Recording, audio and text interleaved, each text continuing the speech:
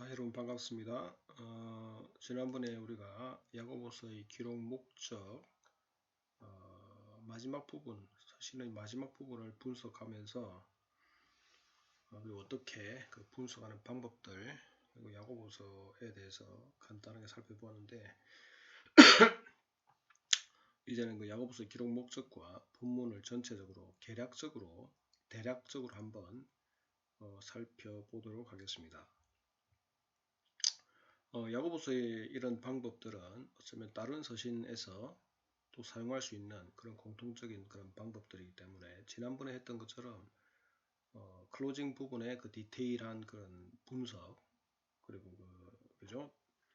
오프닝과 클로징을 분석을 해보고 그 다음에 거기서 나온 그 성경의 기록 목적과 그것들을 본문에 나타나는 것들을 비교하면서 이제 이것이 맞는지 안 맞는지 검증하는 단계가 되겠죠. 검증도 하고 그 전체 본문을 한번 이어보는 그런 작업이 될 겁니다. 그래서 이런 오프닝, 클로징 그리고 본문 이 관계들이 잘 엮어진다면 그것은 아마 제대로 된 분석이 될 거고, 만약에 오프닝, 클로징 그리고 본문이 서로 잘 엮어지지 않으면 그것은 뭔가 어떤 부분에서는 잘못 분석되거나 아니면 문제가 있다고 뭐 잘못됐다고 볼 수 있겠죠.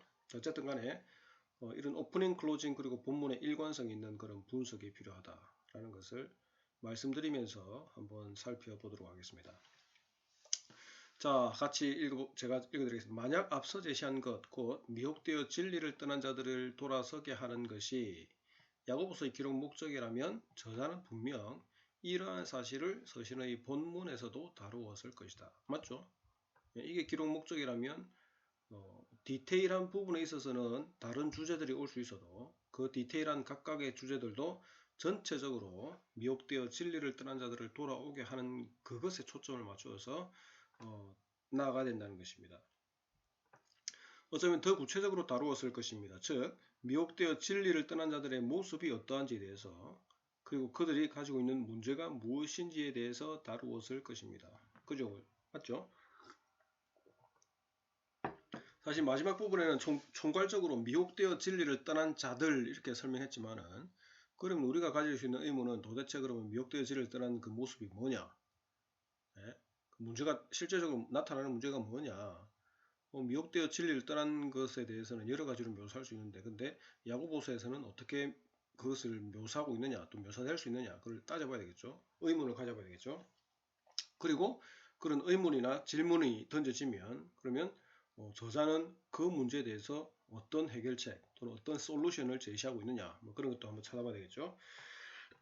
자 그래서 이런 질문 할 수 있고요. 넘어가서 뿐만 아니라 그들을 다시금 진리 앞으로 돌아오게 할 수 있는 방법이 무엇인지 밝혔을 것이다. 그리고 미혹되어 진리를 떠난 자들을 돌아오게 하는 것, 돌아오게 하기 위해서 수신자들을 했기 때문에 그렇다면 그들이 가진 문제, 솔루션, 특별히 그 솔루션 중에 뭡니까? 진리를 떠난 자들을 다시금 어떻게 하면 돌아오게 하는 것이냐.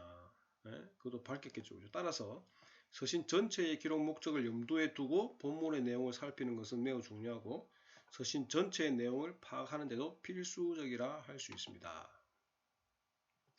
자, 서신 전체의 내용을 파악하는 것도 중요하지만 그러한 내용들이 왜 기록되었는지를 아는 것은 더 중요합니다. 왜냐하면 당시의 서신이 왜 기록되었는지 알아야 그 서신을 제대로 해석할 수 있을 뿐 아니라 서신을 해석한 후에 그 내용을 현대의 어떤 상황에 적용해야 될지도 알 수 있기 때문입니다.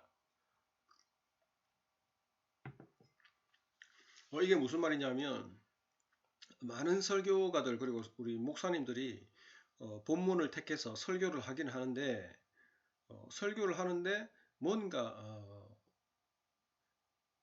제가 앞에서 제시한 이런 것들이 제대로 되어 있지 않으면 단순히 그 본문만 분석하는데 그친단 말이죠. 그리고 많은 경우에 있어서 어떤 본문을 택하면 전후 문맥 상관없이 그 본문만 해석을 하고 나서 그 다음에 그 본문이 자기에게 주는 그런 교훈들을 찾죠.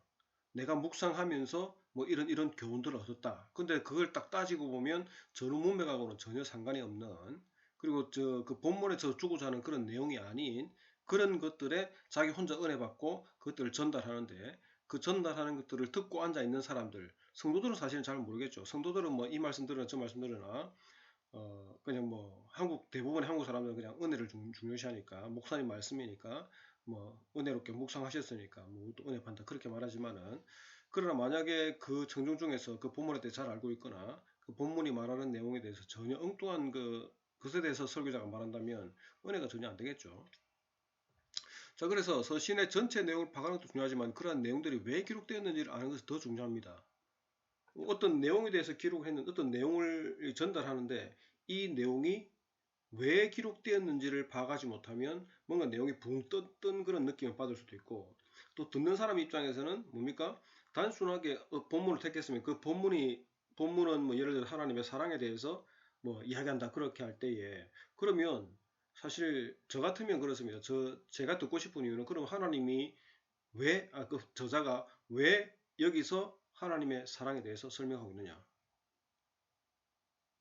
왜 하나님에 대해 사랑을 설명하고 있느냐를 알아야 되잖아. 그게 왜 기록됐느냐. 그러면 전원 문맥을 살피면서 이런 문제 때문에 뭡니까? 하나님의 사랑에 대해서 설명하고 있다. 자, 그렇다면 이제 그것까지 설명되고, 그리고 그것이 이제 전체 기록 목적과 연결되겠죠. 그리고 나서 이제 그것들이 왜 중요하냐면 그 성경을 해석하는 데도 중요하지만은 이런 상황에서 이런 이유 때문에 기록되었다는 것을 알게 될 때에 오늘날의 현대인들도 현대인들에게 전달할 때에도 메시지를 전달할 때도 이런 상황에서 이런 하나님의 사랑을 가르칠 수가 있는 거죠. 하나님의 사랑 그러면 이 범위가 얼마나 넓습니까? 얼마나 다양합니까? 그런데 그냥 뭉뚱그리로 그냥 하나님의 사랑이다 그렇게 할 것이 아니라 이런 상황에서 하나님의 이런 사랑이 주어졌다. 왜 주어졌느냐 그런 것들을 자세히 설명하면 설교자도 편하고, 왜냐하면 설교자도 그죠? 단순한 그냥 하나님의 뭉뚱그리 사랑이 아니라 어떤 독특한 어떤 상황 컨텍스트 안에서의 하나님의 구체적인 사랑을 설명할 수 있고, 듣는 사람 입장에서도 뭡니까? 그냥 하나님의 사랑입니다 이렇게 하는 것보다는 이런 상황에서는 하나님께서는 이런 사랑을 해주셨습니다 라고 구체적으로 설명함으로써 듣는 사람들도 내가 저런 상황이 있었는데 저런 상황이 있었는데 하나님께 저런 때는 또 저렇게 역사하시는 거랑 구체적인 그런 그 내용을 파악할 수 있고, 또 은혜도 더 뭡니까? 제가 생각할 때는 더 세밀하게 그런 그 성도들의 그 가슴을 터치할 수 있다는 것입니다. 자, 그렇기 때문에 서신 전체의 내용 파악하는 것도 중요하지만 그 내용이 왜 기록되었는지 아는 것이 중요하다. 이따 설명된 거죠. 그죠? 자, 다시 말하지만 서신의 본문에 나타난 각각의 내용이 서신 전체의 기록 목적에 어떻게 부합하는지를 살피면서 본문을 파악하면 서신 전체를 더 체계적이고 일관성 있게 해석할 수 있을 것이다. 예. 그래서 저 같은 경우는 설교할 때에 자주 예를 들어서 그 강의 설교를 시리즈로 쭉 할 때에 저는 계속해서 기록 목적을 서론이든 뭐 본론이든 결론이든 어디서든 제가 넣으면 적절하다 싶은 그곳에 계속해서 반복해서 그 서신의 기록 목적을 리마인더, 청중들로 하여금 다시 계속 깨달을 수 있도록 리마인더 시켜줍니다. 왜냐하면 청중들은 한 번 들어가지고 모르고 뭐 시리즈를 그죠? 사실 지난주 설교 오전에 설교 들으면 오후 되면 설교 다 까먹고 제목도 다 까먹고 다 까먹는데 한 주 지나고 두 주 지나면 그 기록 목적이 뭔지 알겠습니까? 전혀 알 수가 없습니다. 그렇기 때문에 계속해서 시리즈로 한 것 같으면 기록 목적도 반복해서 설명할 뿐 아니라 앞에 했던 내용을 간단하게 설명하면서 그리고 오늘 본문하는 것들을 이어서 제가 계속해서 그렇게 하고 있습니다. 그래서 이 성경이 일관성 있게 계속 흘러간다는 것을 보여주고 또 기록 목적에 맞는 그것도 보여주고 여러분들에게 도움되고 성도들에게 도움됩니다. 자, 그러면 어떻게 서신의 기록 목적을 본문에서 발견할 수 있을까요? 이는 본문에 나타나는 반복되는 표현이나 강조되는 문제들을 조사함으로써 가능할 것입니다. 예? 서신의 기록 목적을 본문에서 발견할 수 있는 것은 뭐 여러 가지로 발견할 수 있겠죠, 그죠? 뭐 직접적으로 언급하는 경우도 있을 거고, 뭐 또 계속해서 반복되는 표현들도 있을 거고, 또 어떤 다루는 문제들을 보고도 알 수 있을 거고, 뭐 단순하게 이렇게 적어놨지만은 그 알 수 있는 방법은 정말 다양하죠. 자, 그래서 반복되는 표현들, 특별히 야고보서에서는 반복되는 표현들이 많은데요. 첫 번째로 반복되는 표현들을 살펴보면 시련이나 고난이나 인내에 대해서 이런 표현들을 자주 사용하는 것을 볼 수 있습니다. 첫 번째 실현, 시험과 관련된 표현. 이제 여러분들은 이미 제가 그 전에 내드린 글을 읽으셨기 때문에 이제 이 표현들이 뭘 의미하는지 아마 아실 겁니다. 자, 그래서 한번 보겠습니다. 야고보서는 여러 서신과 같이 서신을 시작하면서 발신자가 누구인지 먼저 밝히고 그 후에 수신자들이 누구인지 언급하죠. 그러나 특이한 점은 여타 서신에서는 은혜와 평강을 기원하면서 시작하는데 야고보서는 이러한 기원 대신에 단순히 무난 인사만 한다는 것입니다. 그 이유를 몇 가지로 추측해 볼 수 있습니다. 이거는 추측입니다. 확실한 건 아니고요. 첫째, 야고보서의 저자가 고대의 일반 서신에서 사용하던 양식을 사용했을 가능성이 있다. 왜냐하면 야고보서 1장 1절에 사용된 무난하다 라는 동사는 당시 세속 편지에서 무난 인사를 할 때 일반적으로 사용되었던 동사였기 때문이다. 사실 그 바울 서신을 보시면 이런 카이레인이라는 표현이 거의 없습니다. 그런데 바울 서신 외에 당대의 고대 서신, 바울이 살던 그리고 야고보 이 저자가 살던 그 당대의 일반 세속 편지 서신이나 이 문헌들을 보면 카이레인이라는 이런 그 인사말, 무난하다라는 동사를 거의 다 사용합니다. 근데 바울 서신에는 거의 없죠. 근데 유다서에서는 이 표현이 나타납니다. 그렇게 봤을 때에 어쩌면 야고보서의 저자가 고대 일반 서신에 사용하던 양식을 사용했을 가능성이 있다. 그죠? 그럴 가능성이 있다는 겁니다. 확실한 건 아니고요.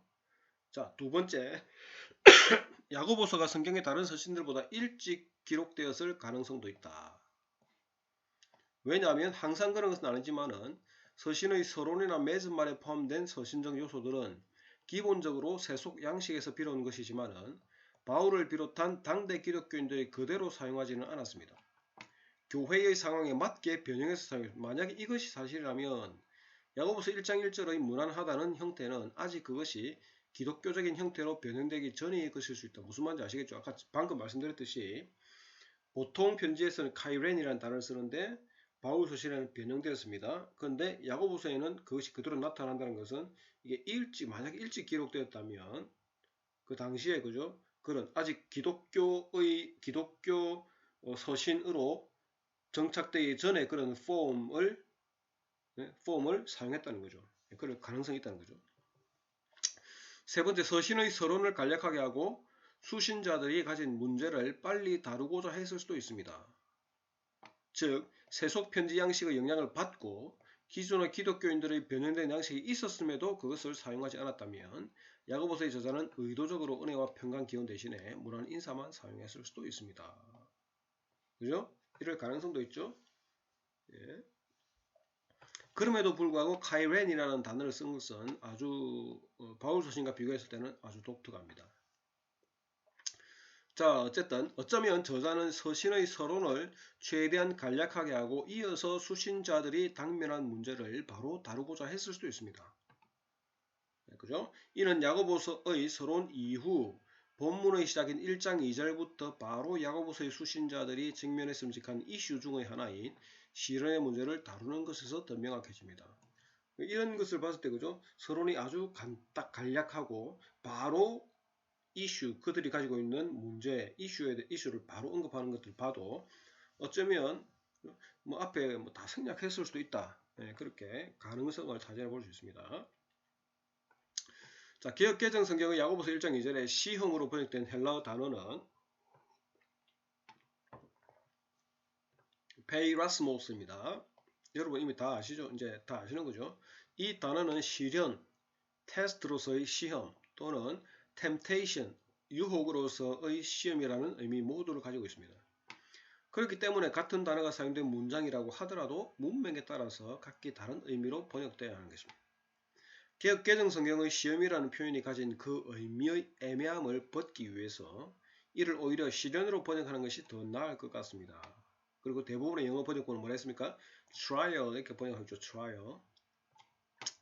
무슨 시련인지는 본문 연구에서도 살피겠지만은 야고보서 1장 1절에서 수신자들을 밝힐 때에 흩어져 있는 12지파라는 호칭에서 약간의 힌트를 얻을 수 있습니다. 수신자들을 묘사할 때에 흩어져 있는 이라는 표현을 사용했죠. 이 표현을 원어로는 디아스포라, 엔테 디아스포라인데 이것이 유대인들에게만 적용된다면 팔레스타인 이외 지역에 있는 유대인들의 거주 지역을 의미할 것입니다. 이 표현이 유대인과 이방인을 포함한 모든 기독교인들에게 적용된다면 여기저기 흩어져 있는 기독교인 무리를 가리킬 것입니다. 네. 어쩌면 비기독교인들이 주로 거주하는 지역에서 무리를 이루며 신앙생활하는 흩어져 있는 기독교인들을 말하지 않겠습니까? 자, 그래서 이렇게 말하는 것은 아주 그 사람들이 그냥 유대인들만의 모임은 아니다 이 말이죠. 기독교인들, 흩어져 있는 기독교인들. 거기는 물론 유대인들이 대다수였겠지만은 그래도 이방인들도 섞여 있었을 것이다. 어떤 의미가 되었든지 간에 디아스포라라는 단어는 야고보서의 수신자들이 나그네와 같이 고달프고 힘든 삶을 살고 있다는 의미로 해석될 수 있습니다. 이는 곧 그들의 삶 속에 원하든 원치 않든 많은 시련이 있었음을 의미합니다.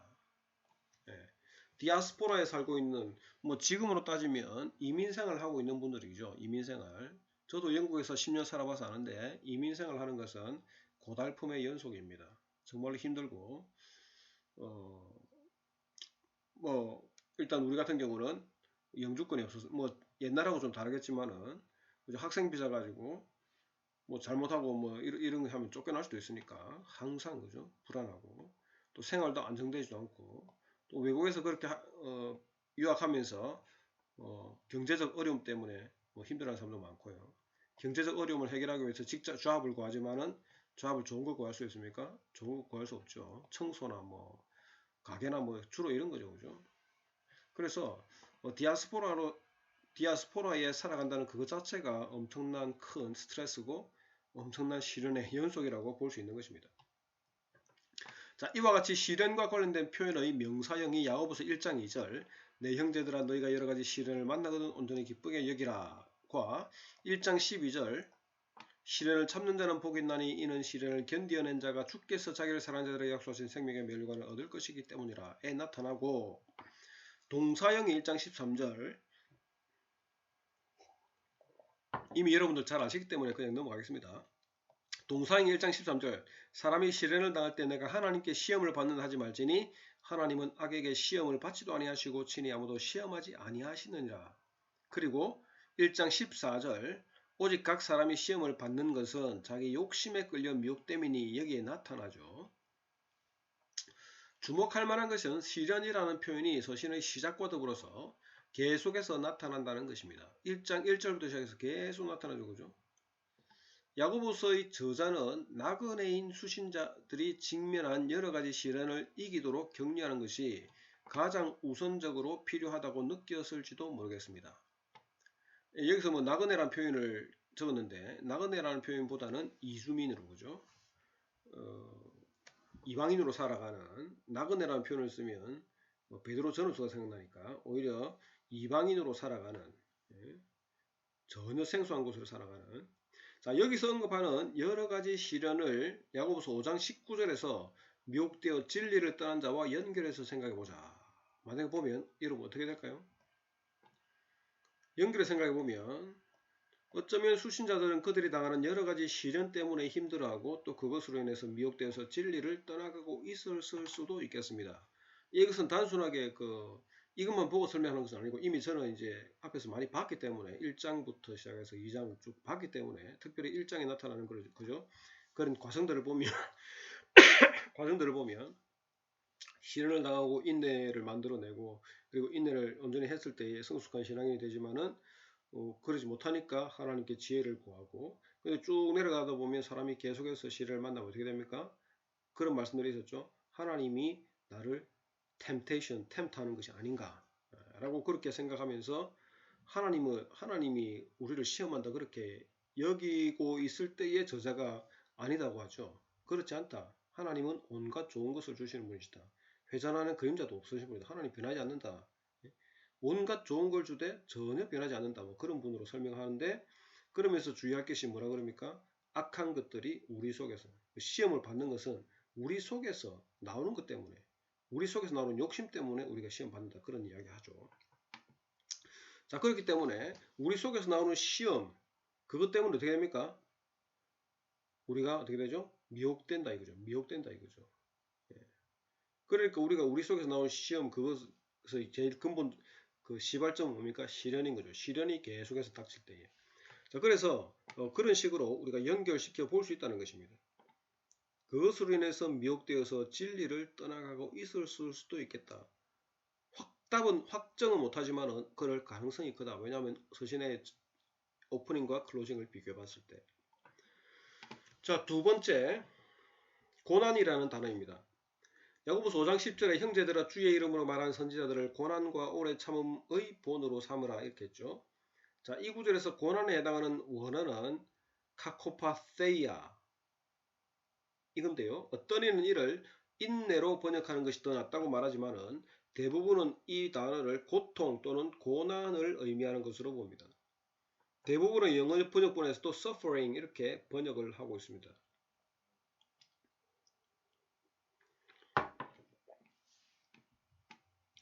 이 구절에서 말하는 고난이 무엇을 의미하는지 정확하게 알 수 없지만은 분명한 것은 선지자들의 고난인 것입니다. 선지자들의 고난. 더 정확하게 말하면 주의 이름으로 말하는 선지자들의 고난입니다. 주의 이름으로 말하는 선지자들의 고난. 이 표현은 선지자들의 직무가 무엇이며 그들이 당하는 고난의 성격이 어떠한지 암시를 해주고 있습니다. 즉 선지자들은 하나님의 말씀을 그의 백성들에게 전하기 위해서 택함을 받았다라는 것입니다. 상황이 어떠한지 간에 그들은 하나님의 말씀을 전달해야 되죠. 선지자들은 하나님의 말씀 전달하는 사람들이죠. 그러나 많은 경우 선지자들은 그들에게 주어진 임무를 수행할 때에 고난도 당하고 핍박도 당합니다. 왜냐하면 주님의 말씀을 전했기 때문입니다. 맞죠? 주님의 말씀을 전하기 때문에. 따라서 여기서 말하는 고난을 한마디로 말하면 하나님을 위한 선지자의 직무를 수행하는 중에 당하는 모든 고난이나 고통을 포함할 것입니다. 특별히 뭡니까? 그 직무 중에는 주의 이름으로 말하는 것입니다. 주의 이름으로 말했기 때문에 선지자들은 고난을 당한다는 것입니다. 자, 카코파세이아는 명사인데 이 단어의 동사형 카코파세오가 야고보서 5장 13절 여기 보면 너희 중에 고난 당하는 자가 있느냐 그는 기도할 것이요 즐거워하는 자가 있느냐 그는 찬송할지니라 여기에 다시 사용되었습니다. 자, 여기서 말하는 고난은 수신자인 너희가 당하는 고난이죠. 그죠? 너희가 맞죠? 앞에 다시 가보면 너희 중에 고난 당한 자가 너희죠. 그죠? 앞선 구절인 5장 10절의 배경이 여전히 적용된다면 여기서 말하는 고난은 수신자들이 하나님을 믿는 자로서 주의 이름으로 말하는 것과 관련해서 당하는 고난을 의미할 수 있다는 것입니다. 단순한 고난이 아니라 특별히 말하는 것, 하나님을 믿는 자로서 주의 이름으로 말하는 것 때문에 당하는 고난을 의미할 수 있다는 거죠. 이게 이제 전후 문맥을 따지는 거죠. 그죠? 전후문맥 따지지 않으면 이게 무슨 고난인지 잘 알 수가 없죠. 즉 하나님의 말씀을 말하고 실천하는 자로서의 신자의 삶 속에서 당하는 온갖 고난과 핍박일 수 있다는 것입니다. 자, 그 다음 세 번째 인내로 번역된 단어가 있는데요. 인내로 번역된 단어. 자, 인내 또는 참을성에 해당하는 헬라어 단어의 명사인 휘포모네가 야고보서의 초반부 1장 3절 보면 이는 너희 믿음의 시련이 인내를 만들어내는 줄을 너희가 알미라. 1장 4절 인내를 온전히 이루라. 이는 너희로 온전하고 구비하여 좀 더 부족함이 없게 하려 함이라. 그리고 서신의 마지막 부분에 5장 11절에 보시면 보라 인내하는 자를 우리가 복되다 하나니 너희가 욥의 인내를 들었고 주께서 주신 결말을 보았거니와 주는 가장 자비하시고 긍휼히 여기시는 이시니라. 여기에 나타난 1장 3절 4절 5장 11절에 인내라는 표현이 나타납니다. 그리고 같은 단어의 동사형인 휘포메노 역시 야고보서의 초반부인 1장 12절 시련을 참는 자는 복이 있나니 이는 시련을 견디어낸 자가 주께서 자기를 사랑하는 자들에게 약속하신 생명의 멸류관을 얻을 것이기 때문이라. 그리고 마지막 부분 5장 11절에 보라 인내하는 자를 우리가 복되다 하나니 너희가 욥의 인내를 들었고 주께서 주신 결말을 보았거니와 주는 가장 자비하시고 긍휼히 여기시는 이시니라. 여기에 나타난다는 것입니다. 인내와 관련된 또 다른 단어인 마크로시메오는 서신의 마지막 부분인 5장 7절 그러므로 형제들아 주께서 강림하시기까지 길이 참으라. 보라 농부가 땅에서 나는 귀한 열매를 바라고 길이 참아 이른 비와 늦은 비를 기다리라니 이외에 나타나고요. 5장 8절 너희도 길이 참고 마음을 굳건하게 하라 주의 강림이 가까우니라 여기에 나타나고 있습니다. 그리고 이 단어의 명사형인 마크로시미아가 5장 10절 형제들아 주의 이름으로 말하는 선지자들의 고난과 오래 참음의 본으로 삼으라 여기에 계속해서 사용되었습니다. 자 여기서도 보시면 어쨌든 전체적으로 봤을 때 자 전체적으로 한번 봅시다. 서신의 초반부와 맺은 말에 시련, 고난, 인내 이런 표현이 나타나는데 자 앞서 시련, 고난, 인내와 관련된 표현들이 많이 나타난다고 했죠. 그런데 특기할 만한 사실은 이와 같이 서로 연관된 단어나 표현들이 서신의 초반부와 마지막 부분에서 집중적으로 나타난다는 사실입니다. 맞죠?